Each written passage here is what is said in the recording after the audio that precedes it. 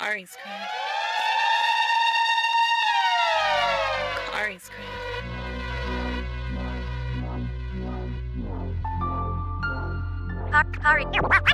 Khary's crib.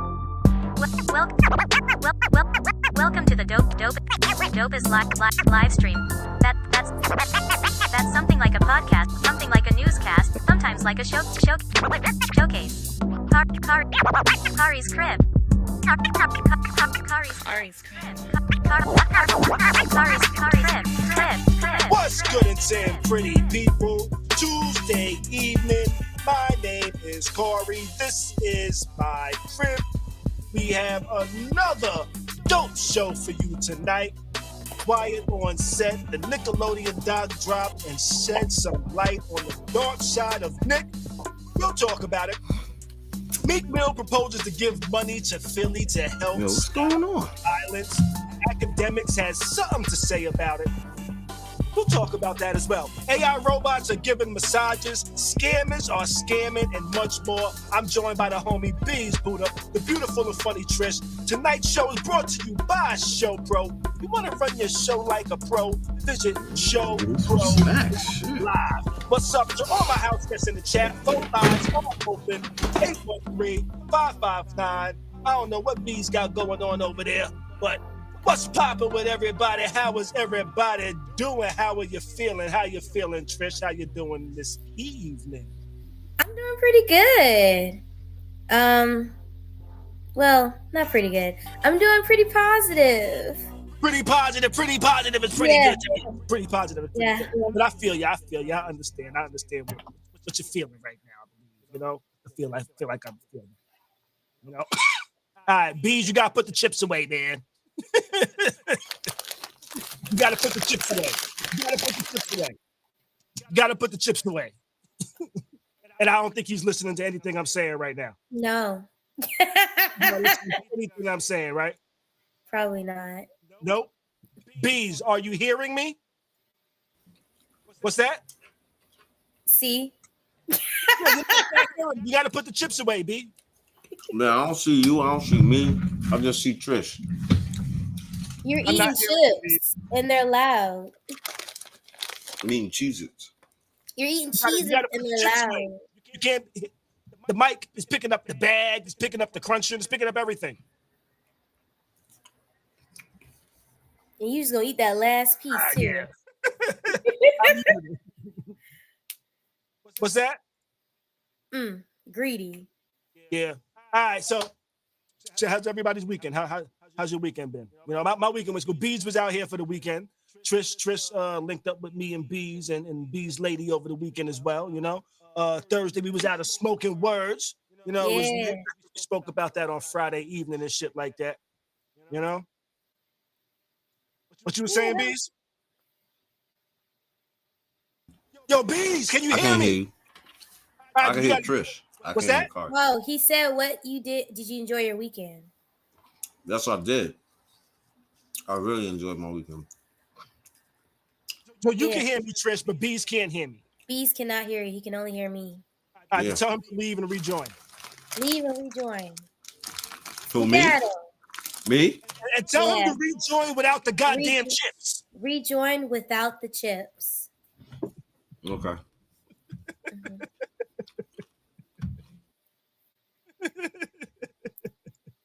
I'm talking and that nigga just is not hearing anything I'm saying. Introducing Turkish orange juice. Can you hear me now, Bees? Yeah, I can hear you. I can see you. Okay. All right, because last time I was talking and you were just ignoring me. And I kept saying, you got to leave the chips. You can't walk away and come back to the show with a bag of chips all crinkling in the mic. You know what I'm saying? The crunches and all that shit. My bad. No, but I was saying, how was the weekend? You was out here this weekend. Oh, I took Bees and his lady out, right, this weekend. Saturday, took him to this little spot out in Ybor. I forget, gas bar. Took him out to gas bar. Yeah, it's my second time there. He was chilling and shit. It was a vibe. After that, we went and got some pizza. Mo was just like, Khary, thank you. This was a great fucking time. Sure, this was so lit. She was feeling it. Listen, Mo wants to move to Tampa just for the party life. Good. But also, she like, yo, what do you think about Tampa? I think that we could, what you call it? And I'm like, Tampa's nice, yo. Tampa's nice. What up, Kimmy Cat? How you doing? We got Kimmy Cat over here in the chat. What's popping? I mean, if I move out there, I would probably stay at Wiki Waki, though. I probably would stay over there where my parents is at. Wiki Waki. That's what it's called, Wiki Waki. Not a bad area. It's not. All they got is the Mermaid Show. Oh, Trish, you know where you've been to one of the parties, right? You've been to one of the parties out there. Yeah, I was going out there, yeah. Yeah. His parents live diagonally away from him. Yeah. 4 streets away. 4 streets away. Yeah. Mm-hmm. Ooh. That's a long drive. You got to go to see your parents when you come down here. No, it's a long drive for him to come see me from his parents. Yeah. I'm saying from the airport. I mean, well, now, yeah, it is. But the thing is so great. Sometimes I pick these up sometimes. The thing is, though, that for me, it only takes me like a half an hour to get to Khary's house now. I know the road. I don't even use the GPS. Zooming. Yeah. I can get around. There's a couple of places I can get around to without the GPS. So, that's a good thing. So that says to me, like, damn, this probably wouldn't be a bad move. Yeah. Oh, and then Sunday. Oh, yeah. I took him out Sunday. But I told him, I said, hey, we go out Sunday. The spot we go into Sunday don't get really popping till about midnight after midnight, And when you get there, it doesn't look like anything's going on. Yeah, and when we until got you there, actually get inside. Because we drove by, I said, that's the spot right there. We drove by. This was like, oh no, man, it's looking kind of dead in there, man. Oh no. I took him to Crowbar. Oh yeah. And on Sundays, Crowbar got Old Dirty Sundays. With Old Dirty Sundays, they play a lot of old school music, a lot of hip hop, a lot of breakbeat type music, and the dancers be out there dancing, getting it in. They be out there getting it. They be like, They be doing all that shit. You know what I'm saying? Let me do the window like that. You know what I mean? They be doing all of the breakdance shit. You know what I mean? And back in the days when I used to break dance, my mom used to think breakdancing would break my neck, but it never did. It never did. She was like, "Don't you be spinning on your head? You gonna break your neck?" I'm like, I'm not gonna break my neck. I'm only 45 pounds, and I'm stiff. But they was out there breakdancing, doing their thing. Mo was feeling that as well. She was like, "Yo." Next time I come, I watch my moves. She said, "You done did it again, Khary. 2 nights in a row." She said, "I'm going back to New York, and I am going to be practicing my moves and my routine. For the next time I come down here, I could jump out there and be like, you know what I mean?" So they had a good time. If you're ever in Tampa, it's a vibe. I can tell you where to go and things to do and shit like that, and have fun. And you know what else? I didn't pay any cover anywhere. Even better. That's my favorite thing to do. Is to No get in cover anywhere. Well, but on Sunday, they normally have a cover. But it was like, "Hey, are you here for Oreo's birthday?" We didn't know Oreo, but we said yes. I said, "Hey, if it gets me in free, I am." She said, "All right, give me your wrist. Give me a band. We in." You know, I know Oreo. I don't know Oreo. You know, like we're familiar with each other's face. We've seen each other before, and there was no problem. So now we like, you know, Yeah. you don't know each other, but you just. But you know what's so crazy? What's that? For some reason, I feel like Oreo's from the Bronx. I don't know why, yo. But I just feel like he's from the Bronx. You do remind me of the dancing nigga I knew from the BX back in the day. Yo, okay, so it wasn't just me. Like, yo, I kept looking at him, and I feel like he looked at me like, yo, I know you, dude. I just don't know where I know you from. I've been in Tampa so long that next time I see him, I'm gonna ask him and be like, "Yo, where you from?" I tell you what, there's this one nigga out here. I would have swore up and down that nigga's from Brooklyn. You know, I would have swore up and down that nigga's from Brooklyn. I'm gonna tell you like this: the Spanish chick was not from Brooklyn. He was not from Brooklyn. He was not. The Spanish chick. Check this out: the Spanish chick in the green that was dancing over on the side by herself. I don't know what borough.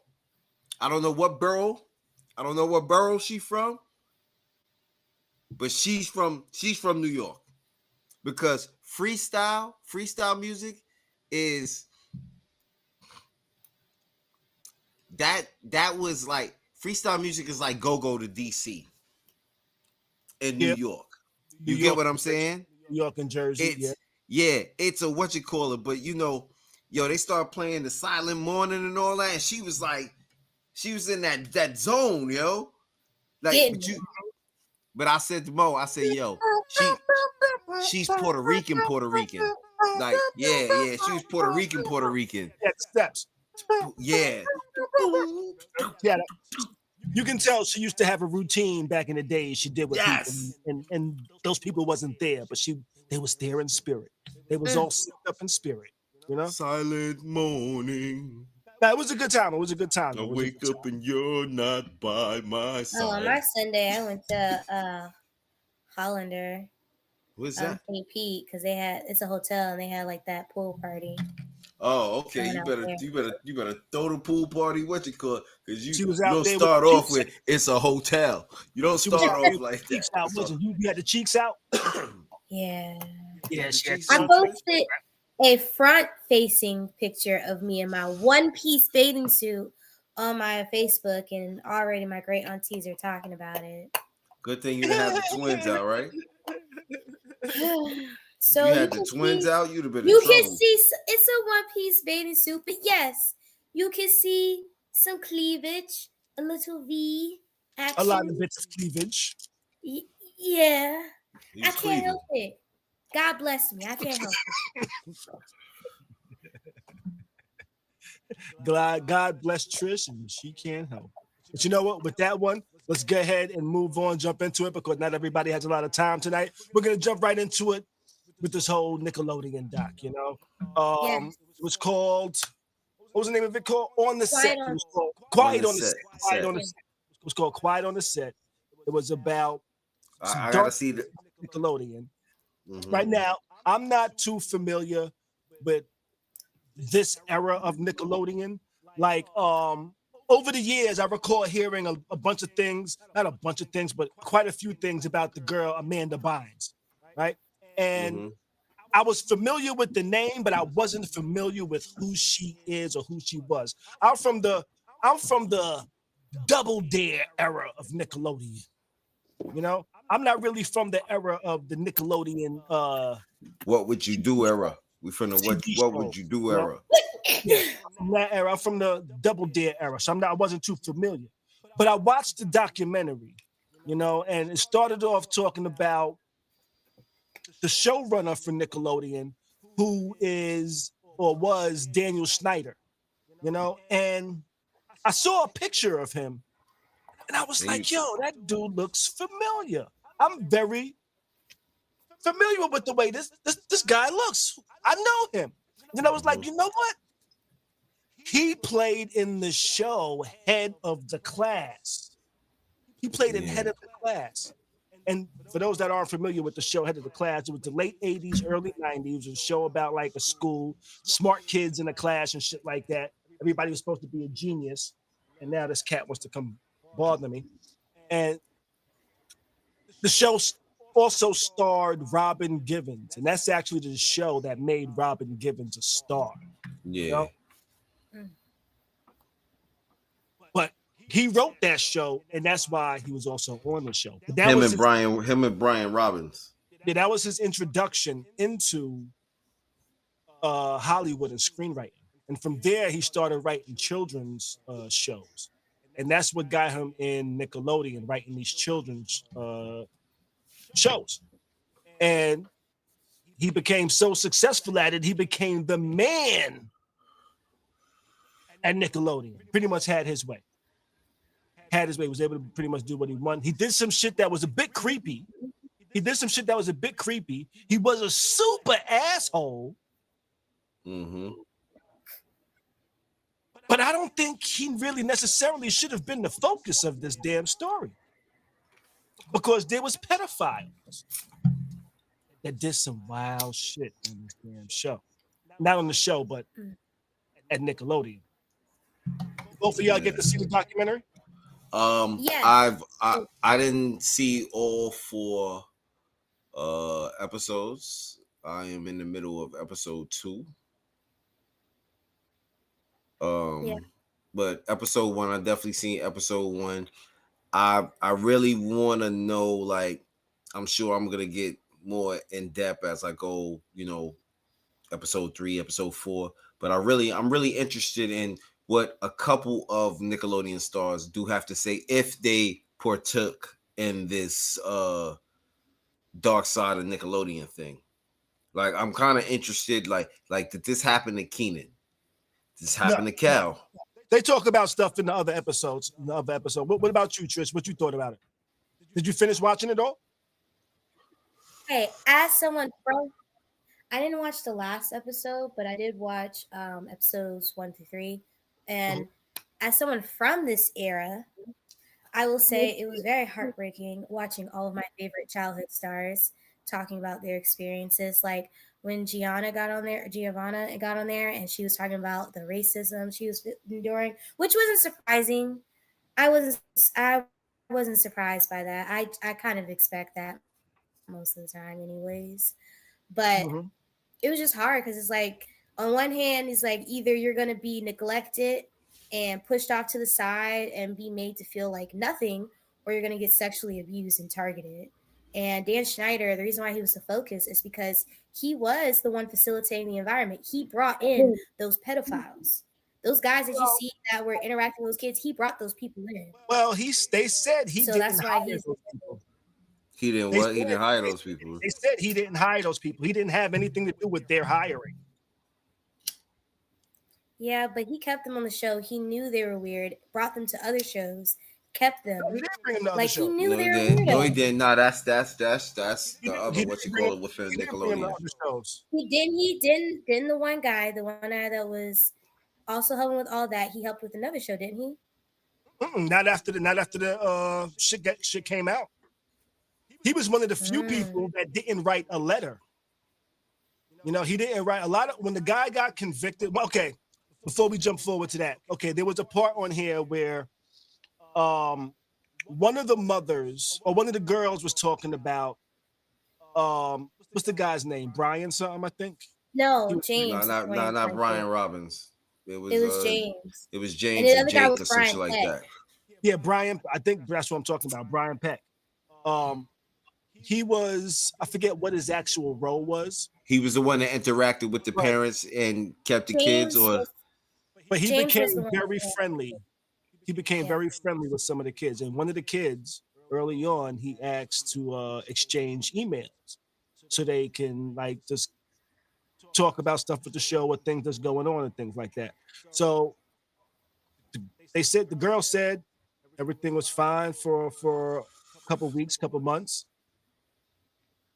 Nothing crazy. Then all of a sudden, one day, the girl shut her laptop, ran into her room, started crying. Her mother says she went into the room, asked what's wrong. She said she got an email from dude, and he sent a picture of himself naked, saying that he was thinking about her and shit like that.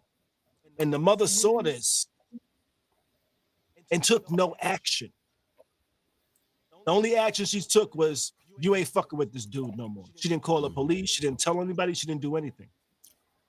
Right? You, boy. She said, I didn't call the police because I was worried what people would think. Of who? And it's not what people would think about him or about her daughter. It's what would people think about me allowing this to happen to my daughter. She was more worried about what people think about her than the shit that happened. And when I heard that, I said, and that right there is exactly what is a parent that's bad. That's a bad parent. That's a bad parent. You stay quiet because you're worried about what people are going to think about you and your parenting. That's a bad parent. If she would have spoke up, a lot of the other shit might not have happened. Because that's so true. Because later on, Drake started interacting with this guy. And when Drake first started, Drake was living with his dad. His dad was pretty much like his manager, was pretty much his manager. Until this guy came in and said, hey, your dad shouldn't be your manager. He's not the best manager. You know, he's going to make you lose opportunities. Oh, your dad is stealing from you and shit like that, which kind of started forming a divide between Drake and his father.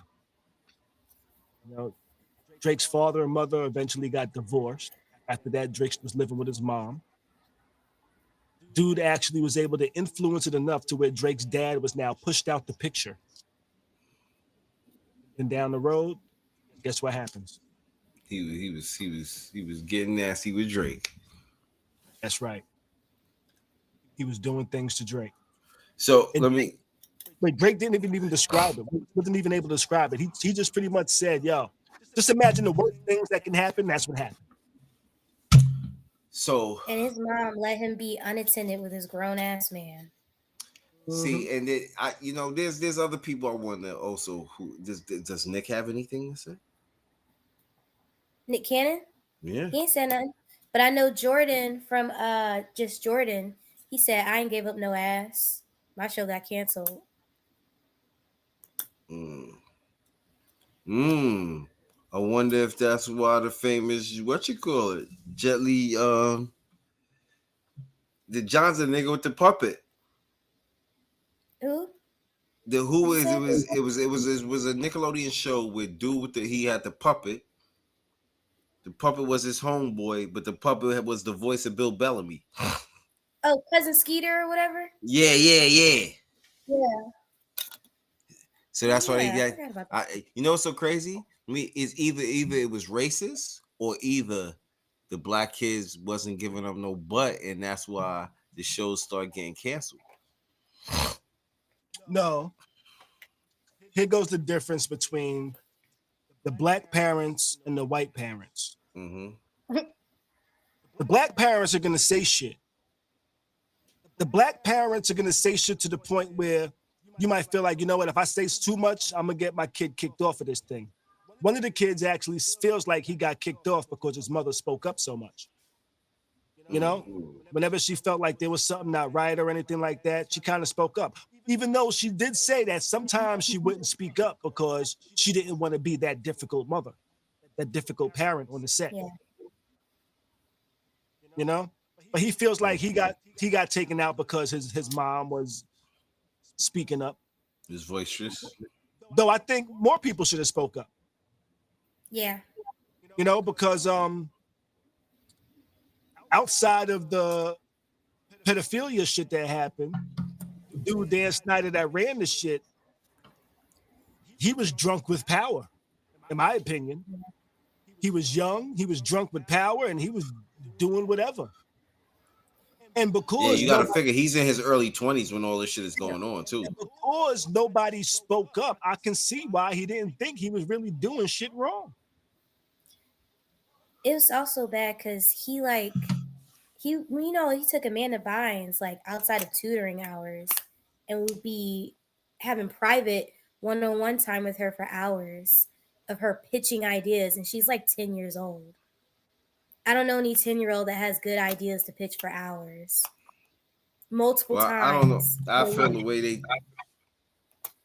feel the way they talked about her comic genius at that age. I don't know. Maybe she did, though, you know. I feel like her parents... I mean, it's weird. It's weird though. After hours, I feel you on that. Right now, when you see her perform some of the bits and shit like that, you're like, yo, she got this comedic timing. She got this timing for like being so young. She's doing a lot of things that grown people can't do when it comes to comedy and shit like that. Like she just came to it so natural. Now, at the same time, it could be creepy, but it could also be a grown man stealing a kid's ideas. Could have been. What's funny, and that's also bad. Yes, it is. It is. But I felt like Homeboy with Nose Man. Let's talk about Nose Man. Nose Man, I feel him, and I feel like I see all the sick, sadistic shit within the Nose Man, with the noses all over the and then he's black, so it looked like he got black. He got black dicks on his shoulder with nuts, and then he sneezes, and then he hits the black woman in the eye. Yeah, I gotta say, that shit's a little extra. Yeah. Or the one with the sugar and coffee skit where they realize that if you eat too much of the sugar at once, it creates this weird white viscousy like fluid dripping from your mouth. Mm-hmm. And they were like, was that on purpose? Did they make us do that on purpose because they knew it was going to look like that? Yo, I wonder, maybe he's too early for this era, but does Omar Gooden have something to say? Now, with that question being said, this doc didn't make it seem like it was something that was on every show. Got you. You know, a lot of the shows dealing with Dan. A lot of the shows, the shows dealing with Dan in particular were the ones that had there was some discrimination lawsuits, some sexual discrimination. I think was it gender discrimination. I think. Mm-hmm. Some of those. There was one of those lawsuits. Sexual harassment. Inappropriate behavior, but there was nothing criminal brought against. But Dan made a lot. What's that? But Dan made a lot of shows during that era. During that era of Nickelodeon, he produced a lot of shows. He did from All That to The Amanda Show to Victorious, iCarly, Sam and Cat, Drake and Josh. Like he was dominating the network. He had all the hit shows underneath him. Yeah, he had a lot of hit shows, but he didn't have every show. He didn't have every show. But that's why he had the power, because he had the hits. You know? But he had the most watched shows, we'll say. He had the Nickelodeon hits. You know, he was their golden boy for coming up with the content. No, but he had a staff of writers. He threatened the women writers whenever they did. Right? Yeah, he had a staff of writers. He hired 2 women writers. He had 2 women writers and said they had to share a salary. That was fucked up. You know, which sounds fucked up. He actually did an interview after this. He spoke about a lot of the things. And he said, hey, in Hollywood, it's not uncommon for 2 writers to share a salary when they're first-time writers. This is their first time writing ever.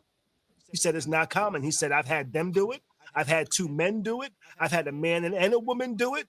I've had multiple people do this over the years. This is common in Hollywood for first-time writers. This is what he said. So, is it? I don't know. Was it him being the girl that brought it up as a concern? It is, because the woman that brought it up said that she had already called the Writers Guild, and they said no, he's not supposed to be doing that. Now, yeah, she might have been the first one to bring it up. There's a lot of things that aren't supposed to be done that they do. Which is either way, he said that like it was okay. Yeah, because that's how common it is. The Writers Guild might say it's not okay, but guess what? Hollywood says it's okay. And you know why they say it okay? Because if you go to the Writers Guild and complain, guess what? You won't work in Hollywood again. But you get that settlement, and I would definitely let it be known, do not work for this person. Yeah, you got to get the settlement. Otherwise, you're not going to work no more. And that's why they get settlements, because they're not going to work no more. And that's the fucked up thing with Hollywood. I've never had a job to where I was like, you know, I'm going to let that slide because I need to keep this job. I've never had a job I wanted to keep so much that was something that was against my own morals, I let slide. Right. At a place like Hollywood? Yeah, I mean, I know it probably was, but it's hard because, like, as a writer, you only get paid for while you're on the show. And then in between the show, like in between seasons, you're not getting paid. So you have to scrape and save up as much money as you can to hold you over for those in between periods. So I can see why they would be desperate, you know? Yeah, yeah. Oh. It's fucked up. Now, watching the documentary, some of them damn scenes look nasty. You know, with the whole like, oh, that looks like a cum shot. That looks like a cum shot. I don't know that, but kid comedy is different than adult comedy. Snot is a funny thing for kids. As a kid, I did not see it as sexual. I just thought it was a silly situation. Right. Like whenever iCarly, they had their feet out. I was like, oh, that's silly. And that was it. I didn't think anything else of it, about how they're like putting all these random, like very cummy looking fluids and stuff on people. And I didn't get it. Right. You know, and with that being said, the kid mind and the adult mind are 2 very different things. You know, it's easy for us to look at it now and say, oh my God, that's disgusting, because they can show us every single clip and tell us this narrative first, and show us all these clips and say, what do you think? And now we all like, oh, that looks crazy, you know? But back in the day... Do the voice again. Oh, this looks crazy, I don't know. Right? But back in the days, they was like, here goes one scene with this, what was it, maybe like a 5-second clip of some shit like that. And then the rest of the show. And now you got that one clip and that whatever length that show was, and it don't look as nasty when it's spread out. Yeah, you know? That's how they hide it. And also when that I'm not trying to shoot this dude Dan Snyder any bail whatsoever, you know. But in his interview, he said, "Yo, I came up with the ideas, but guess what? Parents was on the set as we was filming. producers was there, executive producers was there, people on the West Coast at Nickelodeon had to approve it, people on the East Coast at Nickelodeon had to approve this. All these episodes were seen by multiple people before they hit the airwaves. Nobody had a problem with it. Now he said, now today, with the context y'all bring it in, I can see how it looks crazy. And for me, this is me kind of like paraphrasing what he said. He said, for me, if there's a problem with it today, cut the shit out. I don't give a fuck. Cut the shit out. Which that's not even completely true, because didn't one of the writers say that they had a taint joke and he told them specifically not to tell them what that meant? Mm-hmm. So he was telling people, like, don't say anything, like almost threatening them. Now that's if they're telling the truth. That's all. That's their what they say happened. You know, and I only say that because you never know. True. You never know. Though it's not like the bend over and sodomize part. Yeah, that part was wild. That was crazy. That was really crazy. And she said, like, she looked embarrassed when she was like retelling it. Like, she couldn't believe she did that, but she was like, I really needed the money. And that part was so crazy to hear, because I was like, damn. Or the fact that he made that same woman eat 2 pints of ice cream in 30 minutes for $200 that he never paid her. $300 that he never paid her. Mm-hmm. And then got mad when she called him out later on. Yeah. And he was like, how dare you say I don't pay my tabs? Where you don't. So where my money at? That was crazy. Unless he did. I don't know if I would have gone that far. I mean, yeah, I don't think I would have been. Some people might call me an asshole, but I always take statements like this from people as alleged. So I don't automatically think it's real. I just say, that's what they said. It could be true. It could be not. You know? And the one lady, she said he tried to embarrass her because he brought her back for another season in a room full of all these other men. And she thought she was there as a writer. And he was like, pitch your idea. And she was like, what are you talking about? And he was like, oh, didn't you say you used to be a sex phone worker? Why don't you try doing that? And she was like, what? Mind you, this is for a kid. Huh? Phone sex worker, yeah. Mind you, this is for a kid's show. So why would she be acting out a phone sex worker for a kid's show? Yeah, I don't know.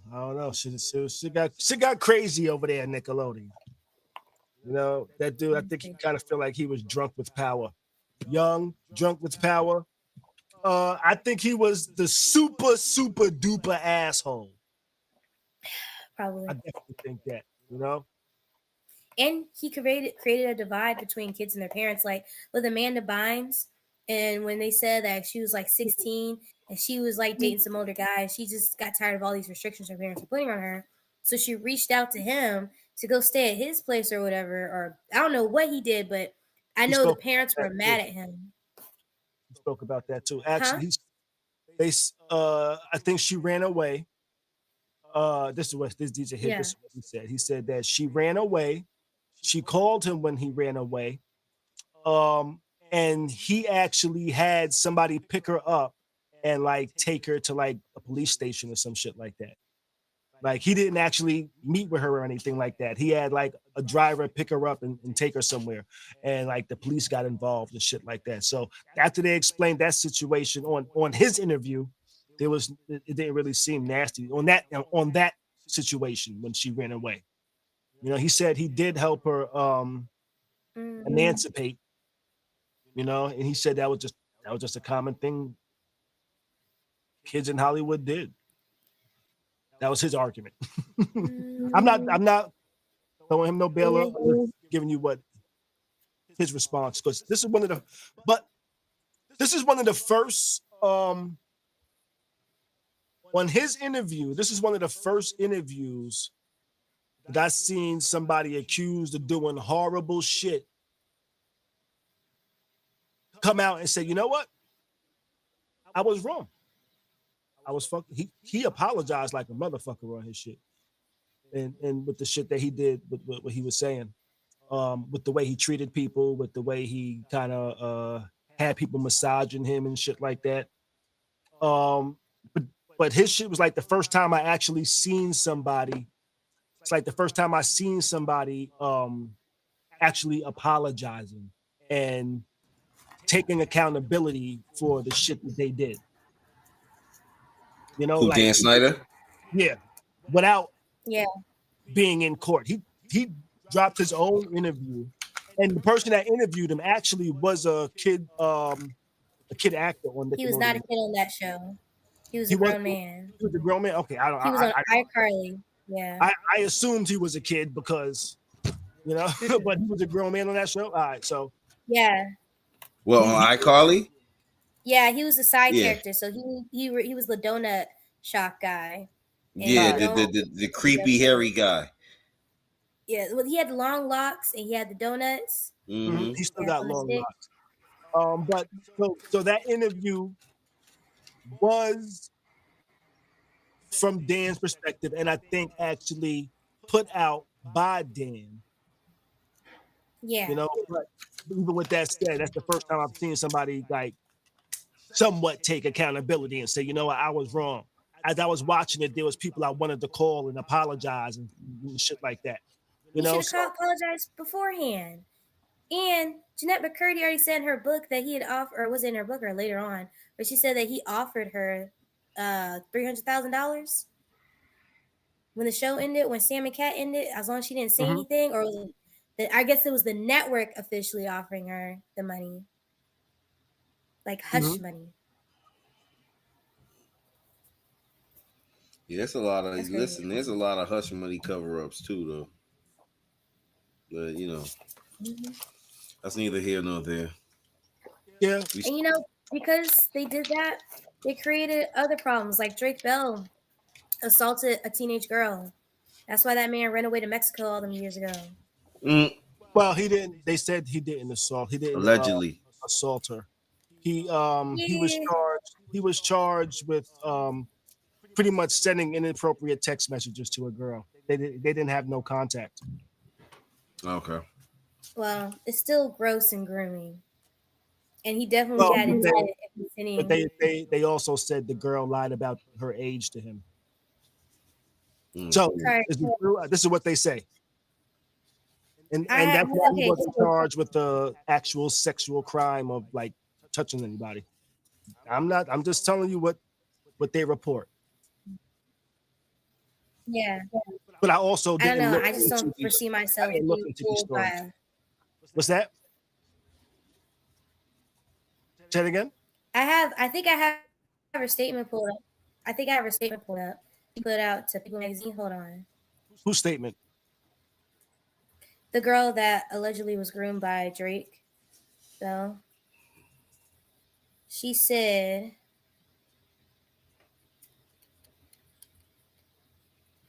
okay.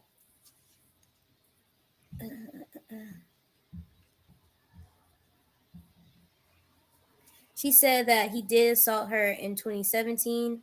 It happened in Illinois in the middle of the night. He digitally penetrated me in the backseat of my aunt's car. Say that again? While she was driving home to a friend's house. Illinois police only agreed to move forward with that case if the Ohio police didn't pursue this case. I don't understand, regardless of the reasons why he has gotten away with sexually assaulting me in Illinois. So today I will be discussing the details of the crimes that he has pleaded guilty to and the impact that they have had on me. Okay, skip down, hold on. So it started when she was 12. She was a big fan of him. Her aunt knew someone that knew him, and so the aunt took her to meet him, which red flag. But whatever, took her to meet him and spend time with him many times. After I met him for the first time, he started speaking to me more frequently online. I confided in him about very personal things about myself, including my struggle with mental health. I went to him for advice and for someone to lean on, and he gave me that. I felt protected and loved by him. When I was 13, I went to him for boy advice. He told me that I was beautiful and that boys were stupid. Then he sent me a picture of myself, they screenshot, and quoted, "Such a cutie." I took and uploaded that photo online a year earlier when I was 12. He saved that photo of me onto his phone. I didn't realize how disturbing that was for many years.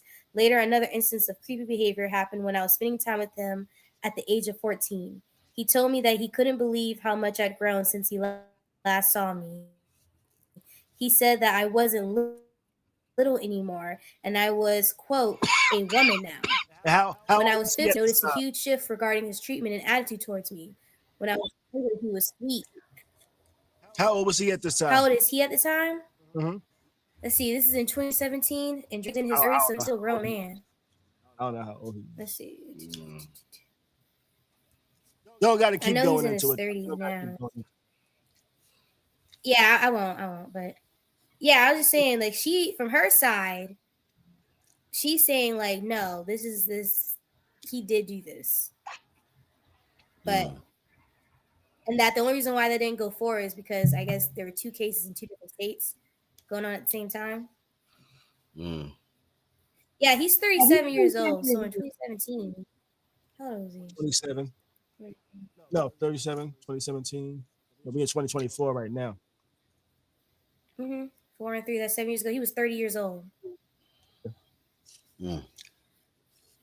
That's a grown man. So maybe she didn't lie about her age, if that actually happened.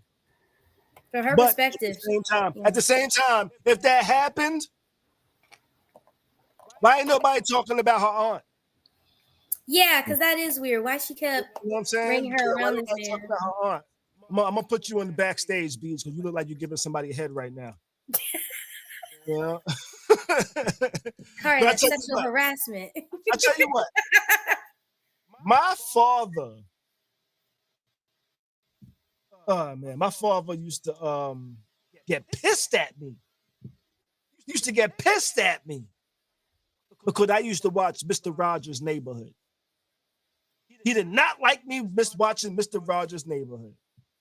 And I heard him and my mom arguing one day on why he don't want me watching Mr. Rogers' Neighborhood. You know what this man said? You know, he said to my mom, he was like, you know what? He said, Gail, don't no grown man supposed to like children that goddamn much. Yo, he was on some other shit early. Like, nah, we ain't fucking around with that nigga. That's what that's how my dad felt, you know.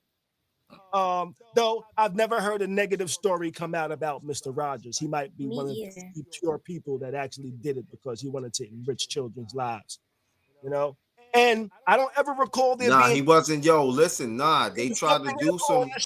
There was never. I never saw anything on the show that I look back at now as an adult and be like, that was kind of creepy. Nah, you got to check his documentary, yo. I watched the documentary. I thought it was what.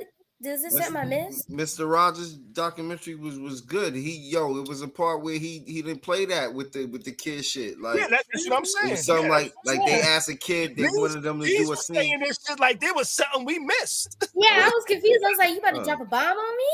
Yeah, I was like, what? Yeah. Oh, nah. He wasn't with the shits. Yeah. But my dad was like, yo, My dad ain't like me watching Pee Wee's Playhouse, you know? Yo, listen. But then you check it out like this. Your dad was right about Pee Wee. No, he wasn't. Fam, at the end, so Pee Wee didn't get caught jerking off in the theater? But that wasn't towards kids, though. Right. That wasn't doing nothing to a kid. That nigga was in a porno movie. What are you supposed to do when you go to a porno movie? You think he was the only nigga in that theater with his dick out? That's what niggas did on 42nd Street in porno theaters. Is there really multiple men in the theater at the same time? Like, are they sitting next to each other, or is there like a chair? No, it's a regular ass movie theater back in the days. Mm-hmm. Back in the day, there was a regular ass movie theater that just played pornos. You know why? Because they didn't have VCRs wasn't a common thing. Yeah. So the only place you could see pornos was going to a theater. Yeah, you had to pay for a triple X movie. Yeah. Did they give you a blanket to let cover all over the place? Now listen. 42nd, and like the early 80s, the late 70s, early 80s, maybe mid 80s. Man, listen. I tell you what. No, even into the 90s. Yo, today. Was it sticky? Yo, today 42nd Street is a tourist destination. Right? Back when I was young, 42nd is nowhere near where a tourist wanted to be. You know how we talk about Nebraska out here? Or how Nebraska's supposed to be like some grimy shit? Yeah. 42nd was 1,000 times worse. Yo, Trish, nigga walk past you in a trench coat. Wow, look at me, baby. Word up. Yeah, niggas was really going out flashing people. And then sometimes a motherfucker would open this shit up and had mad watches and shit. Yeah. You know? Be selling you mad stolen Yo, shit, chains, all that shit. 42nd Street is not what 42nd Street used to be. That shit, they actually, HBO tried to make a series about 42nd Street on how it used to be back in the days. 42nd Street was where all the hoes was at. It's where Yo, Trish, you walk down the street, nothing but ass. And I'm talking about bare ass cheeks. You look up in the sky, they got strip joints and Are you reminiscing? Yeah. Yo, and check it out. For me, Trish, that shit fucked me up because I'm a person that experienced the change with a shock. So, and around the time where they start switching up and cleaning all this shit up, I believe Giuliani is coming into office. I think I went into one of the last peep shows out there. Check it. And you went to a peep show? Yeah. It's just regular New York shit. I was working and I had to go into the peep show. I was collecting coins from the payphone, so I had to go into the peep show spot to get the coins out the payphone. That was a dope job you had. We ain't gonna get into that. That was a dope job you had. There was some benefits. Yes. But anywho. But yo, you walk all up and down that shit, and it was ash. So I go and drugs. So I go to jail. All this shit is going on. I come home, it's gone. I was only going for like a year. Okay, one of the reasons why my parents never would let me go to the ball drop was because it was on 42nd Street. New Year's Eve was probably the only time 42nd Street might have been like prostitute free in the 80s and 90s. And 70s. Okay. See, now I'm gonna pull up I'm gonna look on YouTube and try to find a 42nd Street documentary tonight. No, but you know what? Let's go ahead and move on. Let's move on. We're gonna be real quick on this one. Meek Mills believes that his money could help combat gun violence in his hometown in wake of Philly rapper Fat G's death. Y'all, have y'all seen about this? This dude, Fat G's, that recently got killed. I actually saw a video. He was beefing with somebody that was down the block from his crib and ended up getting shot, killed. And Meek now says he wants to donate about 10% of his money to the city of Philly to help combat gun violence.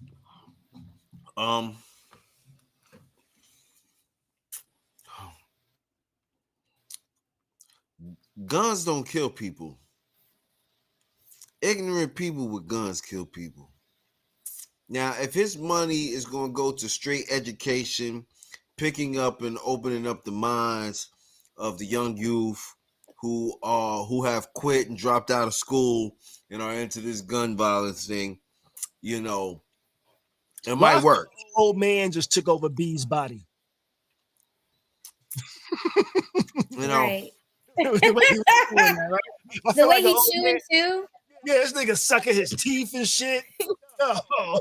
And you know, I just feel like, you know, ignorance is the worst thing in like black communities, and ignorance with guns is even worse. You know what I'm saying? And I know worse is not a word, but that you gotta understand that I'm trying to explain something to you. Explain's not a word neither. Explain, and I said explain something to you, right? You sound so old. You just... But I feel like his money can help. Only way it can help is you're gonna have to educate them. You're gonna have to educate them and give them an aspiration to want something more than what they have. And without that, you're always gonna have like poverty and all that other stuff. And check it out like this. This is what a lot of people need to understand. It's not just black people in poverty. There's white folks in poverty too. You understand what I'm saying? There's different types of white people. You get what I'm saying? A lot of people don't even understand that. You know what I'm saying? Because rednecks are in poverty. I don't care what nobody say. They are. You feel what I'm saying? There's Asians in poverty. There's Mexicans in poverty. There's poverty for everything, for everybody. You know what I'm saying? For some people, it may be in the actual country you come from that's poverty, but you have to get past the attitude or the mind frame and want something more. You understand what I'm saying? You got to want something more so that you can get away from things that you need to, think of less.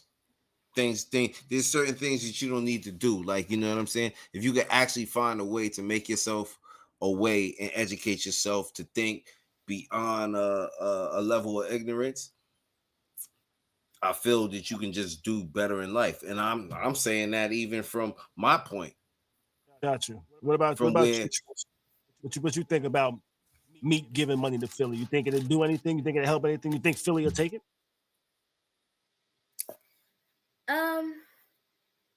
I think he should be more intentional. Like, he needs to have a clear plan laid out for how he wants his money to be spent. Because just throwing money at something and not really knowing where the money is going is not helpful. And then also, I do feel like this is a PR stunt so everybody can forget that he was Diddy's boyfriend. Just a little bit. I'll tell you, all of the Diddy reports, that's the one I definitely don't believe, that suit. Because a couple of weeks prior to that suit, he was saying he was trying to get a GoFundMe to have people help him pay for a lawyer to sue Diddy for money that he's owed. But that's beside the point. Do you think what would have more of an effect? Meek donating money or Meek changing what he raps about? Because he said he's not going to change what he raps about. He says, yo, my friend's already dead. I already got friends that got shot up. Yeah, but see, but this is the whole thing. Adjust. Huh? I was gonna say you need to adjust. I said if you really are serious about combating gun violence, you can still like rap about things you rap about, but you have to reframe them in a way that pushes that message forward about stopping gun violence. If that's something that you're actually serious about. I personally think that Meek would have to stop rhyming about the gun violence because you also got to lead by example. Mm-hmm. You know what I'm saying? Because your music, you can't be against something and then your music promotes it. Does it though? I mean, it doesn't really like. I mean, I really never really heard him talk about too much of him bodying somebody or doing this and that to somebody. Meek just makes a lot of, to me, I'm getting money type music. Like, I get money. I was messed up. I sold some nicks, I sold some dimes. I finally got up off the block. You know what I'm saying? And most of the time, this is how I feel personally. When you get up off the block, a lot of the gun violence shit should stop. You should be away from that anyway. Yeah, it should only be. You should only be at the point where it's only okay if you still gonna be in. Still gonna hold your shit and all that. I'm not saying there's nothing wrong with that, for just in case. You get what I'm saying? But I'm not saying to be. When you hold it just in case, you thinking intelligently with it. More so is I'm going out there because I know that I'm gonna have to use this shit today. Yeah. You know what I'm saying? You have to change that mentality. That mentality has to be changed.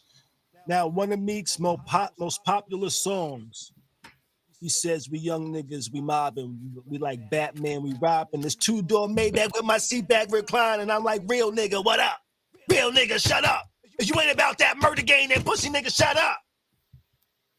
That's why I say he got to reframe how he talks about what he talks about. If you're just talking about like past experiences, you got to make it sound like, oh man, it was hard. I didn't want to have to do that. I didn't want to have to kill that person. Like you have to sound, like regretful, mourning the lives lost. If you are serious about combating gun violence, you do need to adjust the messaging in your music to reflect that intention. But like I said, that probably won't even happen because I think it's a PR stunt.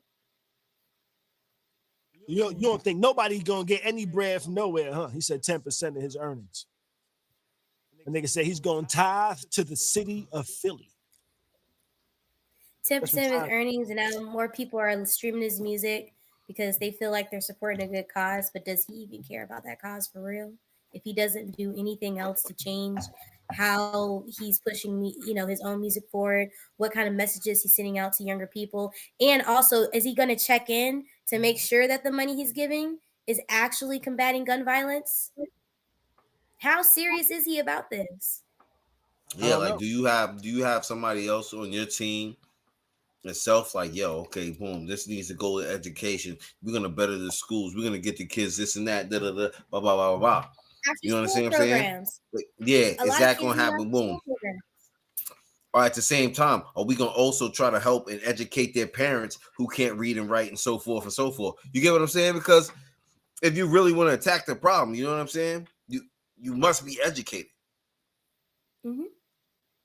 And also, I don't care what nobody say. No war is won by dumb motherfuckers. You're right. Yeah. You see, he does need to rearrange his message when he raps and shit. For one, he got to stop saying, "Yo, if you do this, I'ma kill your ass." You need to stop that. You need to stop that, because I used to write raps, and I stopped being negative in my raps. I used to say, "Yo, I could kill your ass, nigga." But I'd rather be over here with this woman getting my dick sucked. So leave me alone. Otherwise, I'ma kill your ass, nigga. Kind of like, you gotta kind of rephrase that shit. He gotta stop killing the hypothetical rapper if they say something bad about him. He can still talk about killing, but he got to talk about killing in the story form. Like in Tony's story. I fuck with Meek Mill music. He got the Tony story shit where he's not talking about himself. He's talking about other people and shit that's happening. He's telling a story. That's the only way you can kill. If you're telling a story, but hopefully your story has lessons. Though Tony's story did have a lesson, the lesson is, if you're not ready to die, don't fuck with the street shit. Pretty much. That's kind of what it said. A lot of, but you know what? Go ahead. Little ghetto boy. Go ahead, Trish. Living in the ghetto. It's not just Meek that needs to change though how he talks about it. I feel like it's a lot of rappers.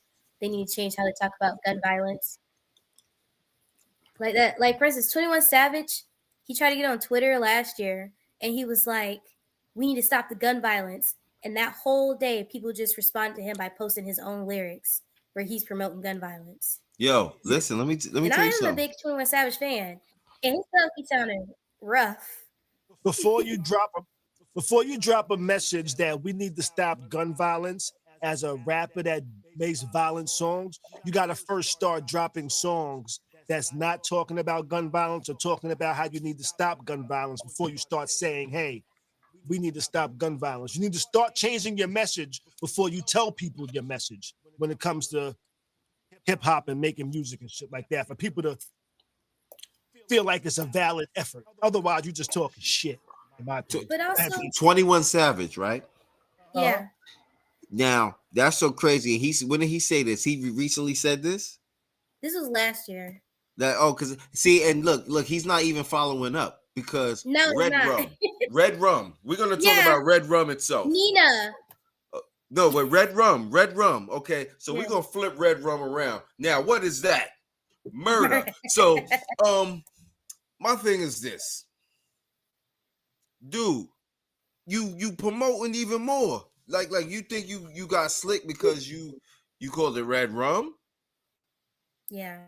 The song is murder, murder, murder, that's a yo. callback to the Shining.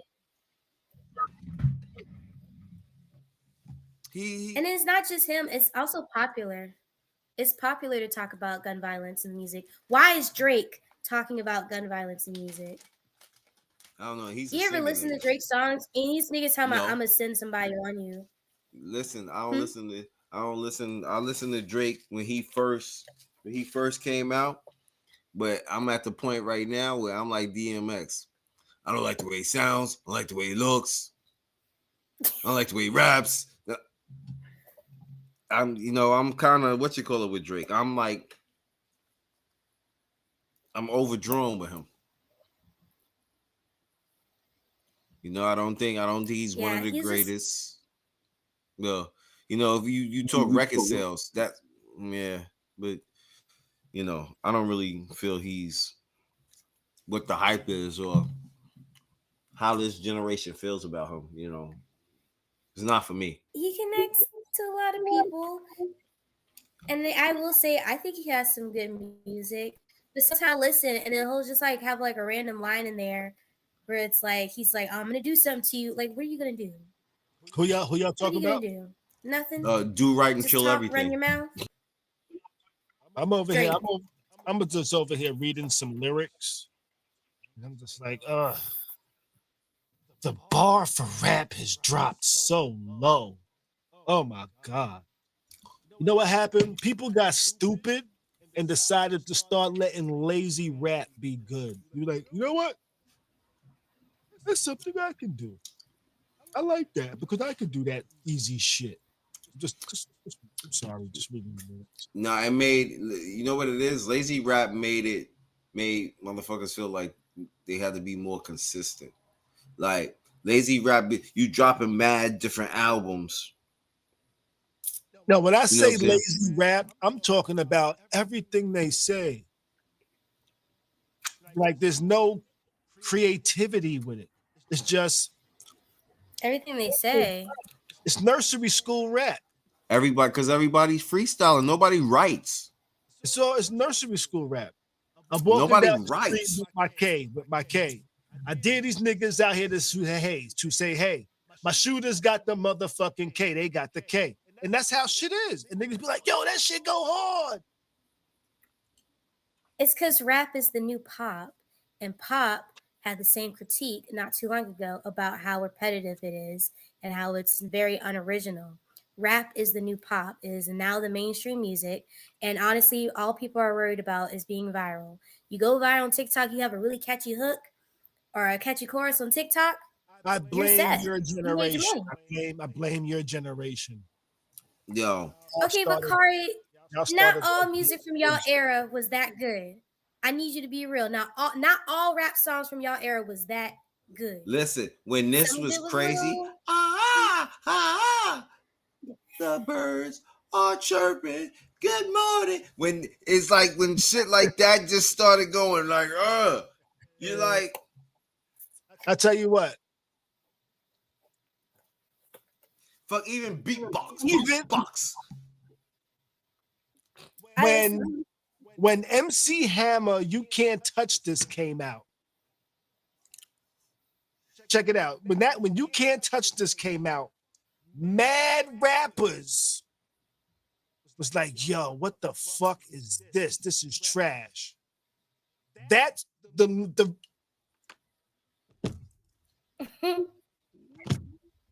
that MC Hammer is super nice. He ain't got bullshit bars. Yeah. You know? And like niggas was complaining about that. And if you listen to that now, you'd be like, you know what? He was actually saying some shit. Yeah. There was no violence in this shit, no cursing in this shit, no none of that shit. Yo, don't get it twisted. Will Smith, Chubb Rock. There's a lot of good content. What you think about? Will Smith didn't curse, and Will Smith at one time was one of the greatest storytellers in hip hop. Yeah. He can tell you a vivid story. See, but now niggas, people look back now to like early hip hop and be like, oh, look at this. Hip hop, a hibbit to the hip hop. But you know what? That's one of the first rap songs. You know? If you look at and it was written by girls. Wait a second. If you look at skateboarding, do you know how long motherfuckers was just riding a skateboard before they tried to jump with it? Once they started jumping with it, do you know how long it was before they started making it spin? Do you know how long it was after that until people started trying to flip with the skateboard?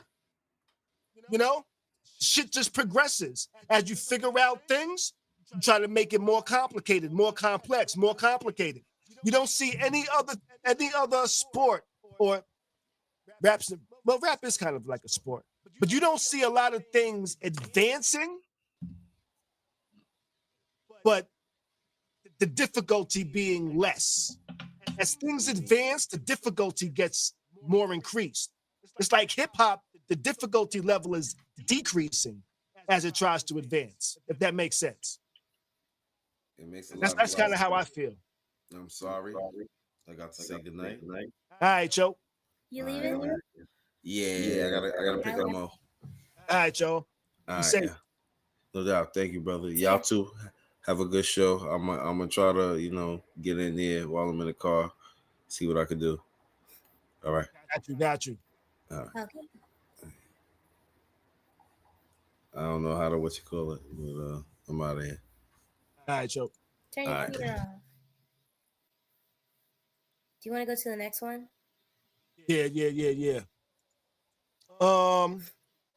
we ain't gotta be on this one. I thought this one was crazy though. A Nebraska woman scammed a pump out of $27,000 worth of gas, allegedly, over a 6 months time. So I was like, God damn, what the hell is she doing on this gas? 7,413 gallons of gas is what she allegedly stole. I would do the same. You see these prices? You see What's these that? gas prices? Yeah, these gas prices. It's $3.50. $3.50 a gallon. It's a stick up. I would do the same. So that sort of reminds me of the fact that no, go ahead. I was just gonna say she's facing felony theft. She took advantage of a gas pump glitch to get more than $27,000 worth of free fuel. Charged with one count of unlawfully taking of $5,000 or more. How is she responsible for faulty equipment?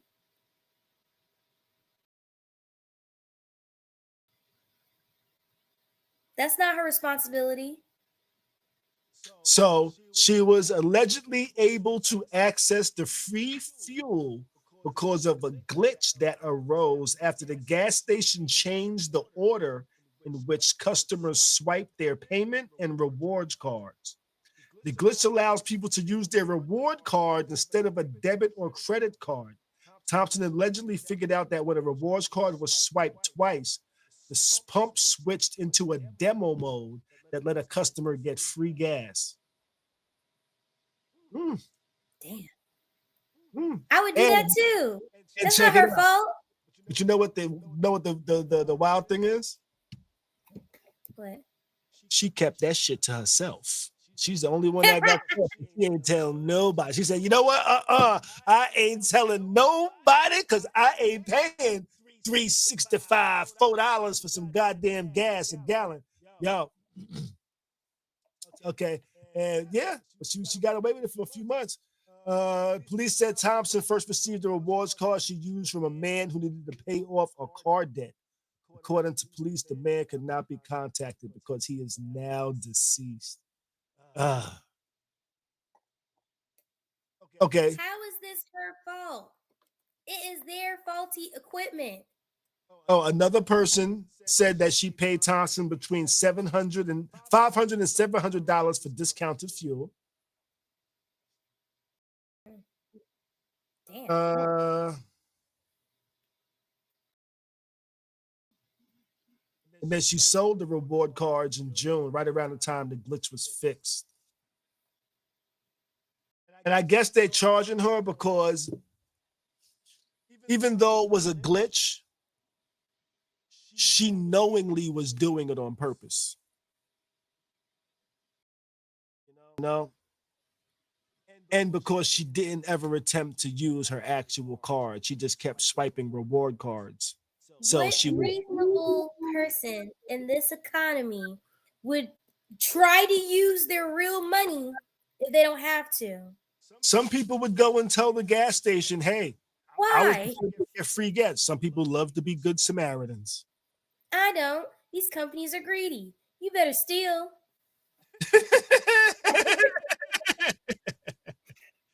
All right, but you know what? Let's go ahead and move on. Let's go ahead and move on because we've been on those first two topics a while. But you actually know more about this one than me. I think you said you read the whole damn synopsis of what Azalea was talking about. But Azalea Banks attacks Beyonce and Jay-Z. You said you read some. You want to break it down a little bit? What was going on with it? Yeah, let me pull it up. Let me pull it up the full thing she said again. Hold on. Okay. But basically, Azalea Banks has a love-hate relationship with a lot of people. Beyonce is one of them. And she felt like Beyonce was just doing all this to earn white acceptance.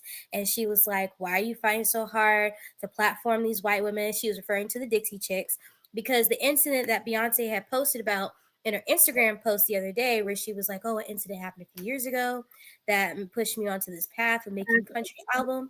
That incident was the CMA Awards. When she dropped, when she pulled up to the CMA Award stage with the Dixie Chicks, who were already blacklisted at the time because of their own conflict with another country music star, because they were anti-war. They were already blacklisted, and she brought them up on stage with her to perform Daddy's Lessons, and everybody was upset. Then white people were so mad. I think they ended up deleting her performance from their website or whatever, or something weird they did about that performance video.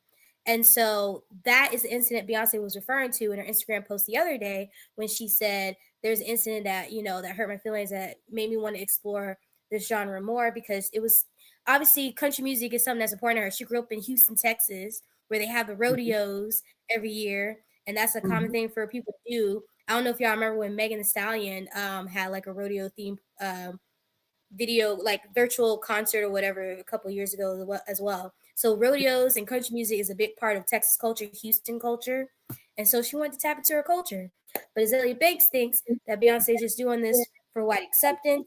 And she's like, why are you platforming these white women? And also you're displacing black women who were already in the genre, blah, blah, blah, blah. Which is not true, because one of the black women that is a country singer is Tanner Adele, that I've told y'all about before. And she said that ever since Beyonce had dropped those two country songs, her listening numbers have gone up. Like more people have gone out their way to stream her. A lot of black country artists are now being discovered more because of Beyonce. Yeah, I so was because of Beyonce. And then she said that Sugar Mama. Yeah. And then she did say that Sugar Mama, you remember that song Sugar Mama from like one of her earlier albums? Who, Beyonce? If not, it's okay. I'll have to hear it. Beyonce. I know she did say that Beyonce songs. I know the song, but I don't know the title. It's a really good song. She was like one of my favorite lines from that song is like, damn, you made me want to buy you a tracksuit. Like, it's about how she want to spoil her man, which it's about Jay-Z. But yeah, so she was like, yeah, that song should run a Grammy. And I remember people online were saying that's the only thing that she was right about. And her long ass post was that Sugar Mama should have won a Grammy. But basically, Azalea feels like Beyonce is just doing this as a last minute cash grab, and she's just trying to get white acceptance, which is funny coming from Azalea Banks, actually. Why? Because you feel like she's trying to get that's white just acceptance? I don't know. She just does all these things for like shock value, and she's always attacking other Black women. Even though she accuses Black women pretty regularly of not supporting all Black women, she's the main person that goes out of her way to attack Black women. She's done this with Lizzo multiple times. She's done this with Megan Thee Stallion. She's done this with Nicki Minaj, and of course, right now, Beyonce. And the weirdest thing is that she likes to flip flop back and forth, because sometimes she likes these people and sometimes she doesn't. So it's really a tailspin. You never know where you're gonna fall on the Azalea spectrum that day. Got you. So she'll start off with love just to finish with hate sometimes. Yeah. And then switch back to love. But this bitch. That's what shit like that. And also she got problems. I don't know if you remember when she was like trying to get Kanye interested in her, when Kanye and Kim were first announcing their separation and then divorce. And she made like that weird album cover where she was like bald headed and she had her legs open and she had like the champagne glass in between her legs and was tossing the champagne out like it was coming out of her vagina. And then I think that's when she dropped that song "Fuck 'Em All Night." Like, I know, or maybe it's another one. I know Azalea Banks is a singer, I think, right? Yes. A rapper. She's a rapper, technically. She does house and dance music. Mostly. Okay, well, let's put it like this. I don't know her from her music. I know her from talking shit about people. And the only people that listen to her music consistently.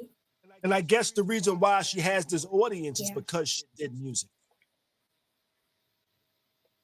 Yeah, and the only people I know that actually listen to her music semi-consistently are white gay people. I don't really know so many Black people that actually go out of their way to listen to Azalea Banks. I mean, maybe I have to ask more Black people if they actually listen to her. And I've listened to a couple of songs that I like, but did they make you do that?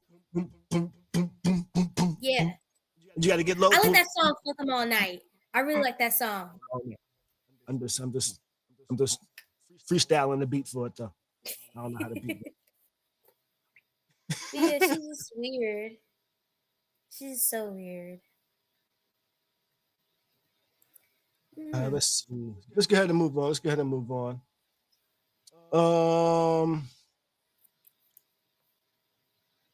This was a wild story I read, yo. 7 pled guilty for killing a teen over like a gold chain or something, yo. 7 kids didn't know the teen. They pleaded not guilty. 6 teenagers pled not guilty to the kidnapping of a 16-year-old Arizona boy who was brutally beaten in October over a gold chain. And they was 20 years old, 19, 18, 18, 17, 17, 17. Damn. Kidnapped and beat up a 16-year-old. Trying to rob him. Threw their life away over nothing.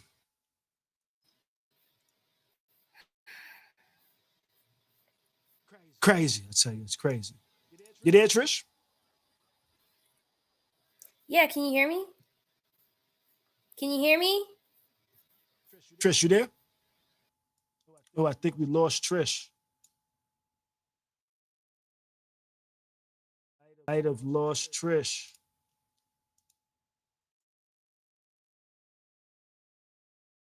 It looks like it. But you know what? I was gonna, you know what? I'm not gonna wrap up on that story. I don't want to wrap up on that story. So not to wrap up on that story. I did read a story about people getting massages by AI robots, and they said, hey, I'm not going back to human masseuse again because these AI robots are doing their goddamn job. And I'm like, yo, what is going on? I don't know about that, but I think I'm gonna be a little hesitant on getting the robot to give me a massage. I like soft hands. I like soft hands.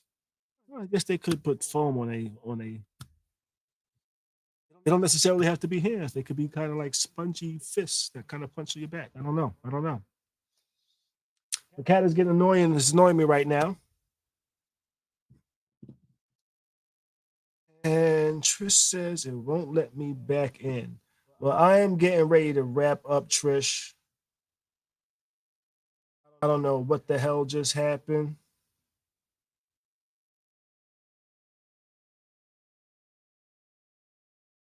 Yeah, I'm not sure what happened just now.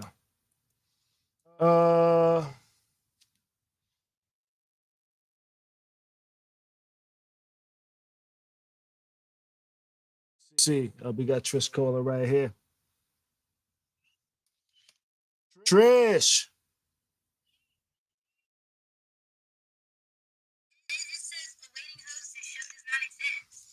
Yeah, I'm not sure what the hell just happened. You know, I still got my feed going, but I'm not sure what the hell just happened. A hiccup or something. Can people still hear me? They can hear you from my phone. But I was getting ready to wrap up, though. I was just gonna call it the evening. All right. All right, we'll be back on Tuesday. All right. We had a little hiccup with the system. This is, writing your own software. That's what happens sometimes, but I will figure out what the hell happened. But on that note, we are going to wrap up for the night.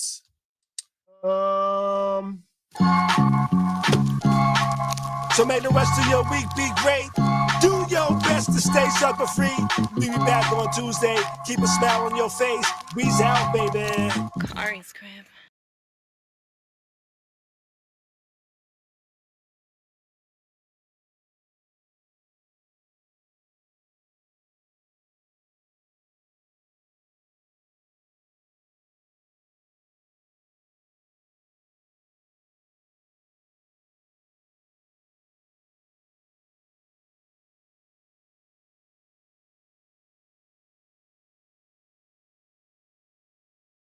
Khary's crib.